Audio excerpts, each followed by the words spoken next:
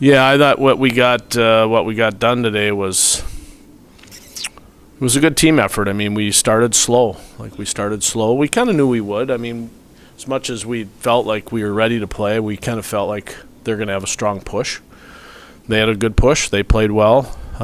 We had kind of two parts of the game. We had the first part, which I thought we chased the puck a lot. We just couldn't catch it enough, and they won a lot of faceoffs.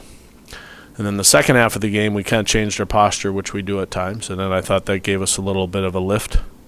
And then I thought the second half of the game, I thought Orts got really strong, really strong. I thought it was a struggle the first half of the game for Orts, as well as our team. And then as he turned around, I thought our team turned around.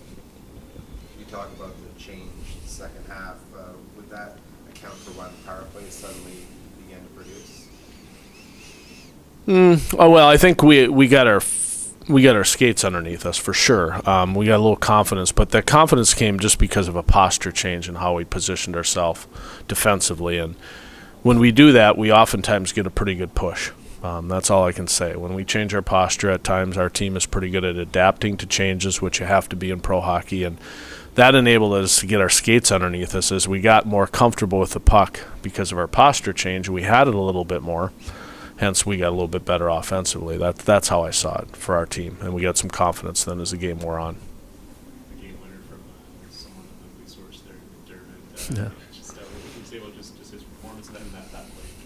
Well, that play in general, I mean, we were good in the neutral zone, forced the turnover, and then good play by Carter Banks. And anytime you get something from Carter and from Lane and from Turner and that, they work so hard and they do all the physical things. They're usually the people we don't come in here and talk about a lot, but these are the type of players that in the end of the year are the guys that get you where you want to be because they're big and they're physical or they're not afraid and they get after people. So for them to be rewarded and for Lane to get his first goal as a Abbotsford Heat player, I was real happy for him. They've been working extremely hard. I thought they were coming off a good game last night. I thought they played very well last night too, so I was glad to see them get rewarded.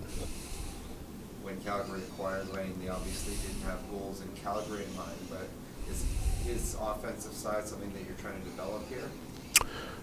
Very much so. One of the reasons why we think he can go play up there is because of his size and he has low pushback and he'll protect his teammates. But in order to stay up there and not just have a cup of coffee, usually what would derail a player like that is usually that they're not doing something offensively. In today's game, you got to do both. That's just a fair statement. It's tough to be a harder, bigger guy or a tough guy and not be able to get over pucks or make plays. And we've told him since we've acquired him that we have to work on his offensive game. So we've put a lot of time into that. We've put a lot of video into that. And for him to get rewarded, which was a good thing. But I think that's a big part of his development while he's here is so he can get up over some pucks up there, still play defense, block the shot like he did at the end of the game, do things like that. That's very encouraging. But in order to stay, he's going to have to make plays. You expect a little bit more offensively from Dermot certainly. He gets his first goal, his first points since being here. What have you noticed about Sven just in terms of coming down here, maybe in terms of offensive confidence and obviously just to see? Well, I was happy for Sven. We go into a long week of practice, so for him to get a goal and kind of get the monkey off his back is a good thing for Sven. We obviously know he can score. He was one of the catalysts of our team last year at the start of the year, but, being me and being direct, he's behind everybody else.